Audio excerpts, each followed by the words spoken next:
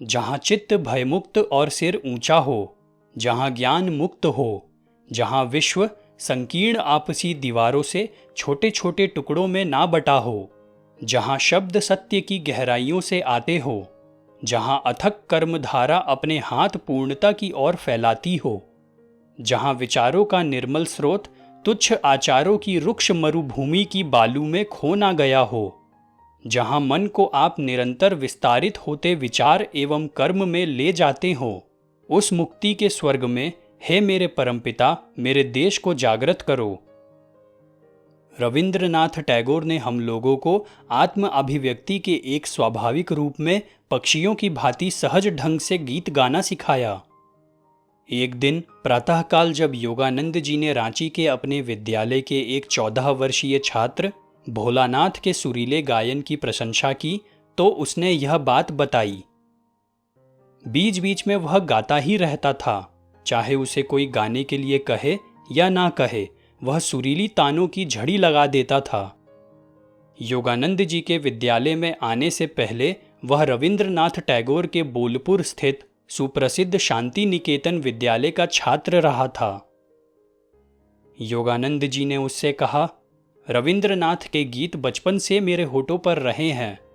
सारे बंगालियों को, यहाँ तक कि अनपढ़ किसानों को भी उनकी मनोहरी कविताओं में आनंद आता है। साहित्य के लिए रविंद्रनाथ को नोबेल पुरस्कार मिलने के शीघ्र बाद ही मैं उनसे मिला था।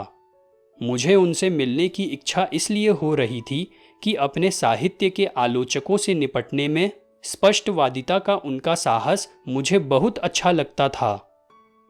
भोला का कौतूहल जाग उठा। उसने पूरी कहानी सुनने की उत्सुकता प्रकट की और योगानंद जी ने बताना शुरू किया। बंगाली काव्य में नई शैली लाने के लिए विद्वानों ने टैगोर की कटु आलोचना की। उन्होंने पंडितों को अत्यंत प्रिय लगने वाली निर्धारित नियमों को ठुकराकर लोक भाषा की पदावली को शास्त्रीय पदावली के साथ मिला दिया।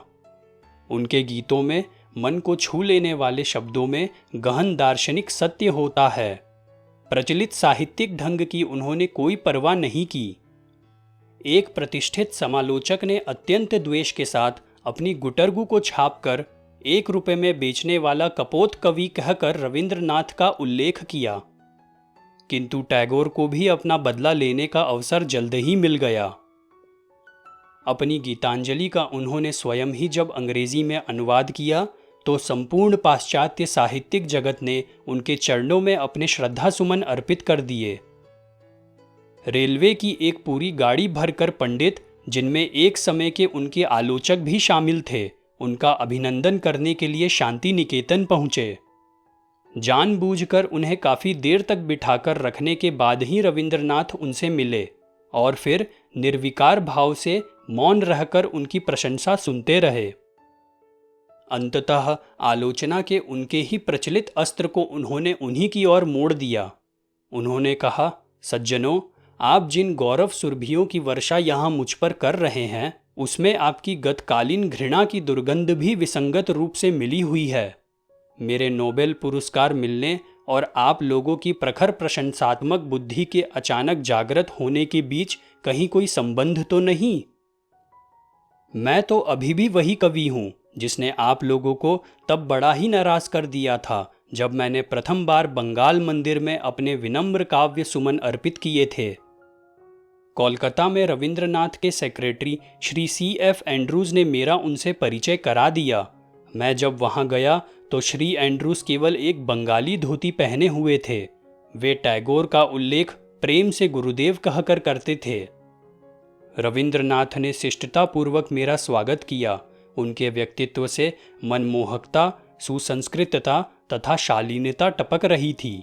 उनकी साहित्यिक पृष्ठभूमि के बारे में मेरे प्रश्न का उत्तर देते हुए उन्होंने बताया कि वे मुख्यतः हमारे धार्मिक ग्रंथों तथा 14वीं शताब्दी के एक लोकप्रिय कवि विद्यापति से प्रभावित रहे हैं।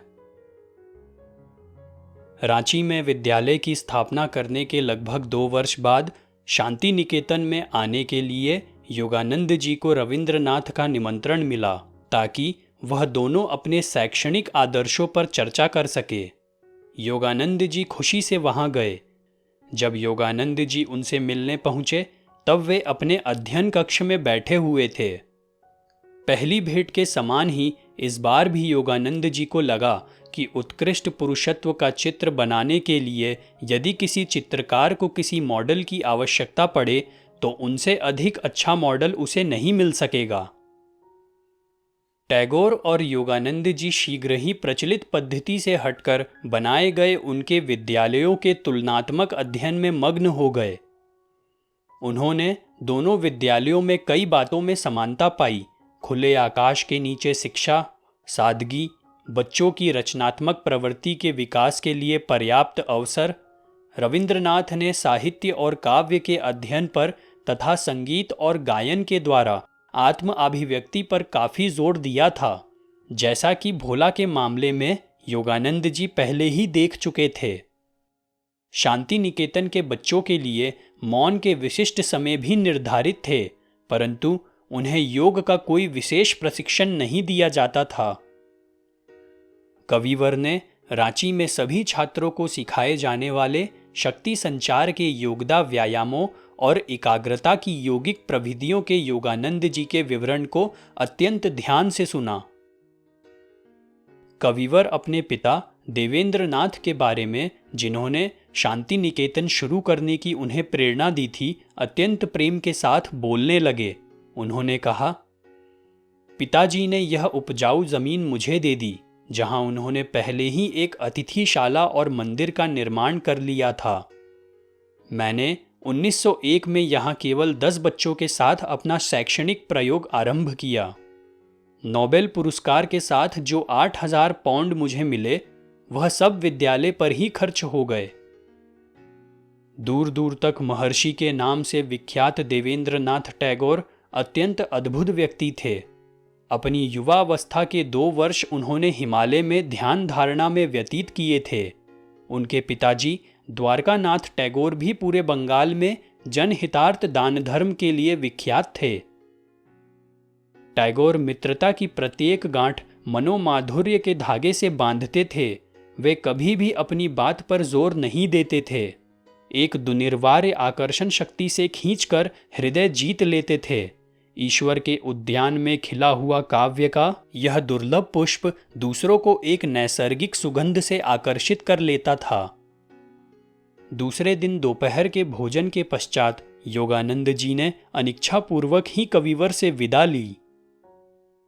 आगे जाकर योगानंद जी को इस बात का आनंद था कि रविंद्रनाथ टैगोर का छोटा सा विद्यालय अब एक अंतर्राष्ट्रीय विद्यालय विश्व भारती बन गया है, जहां अनेक देशों के छात्रों को आदर्श वातावरण प्राप्त होता है।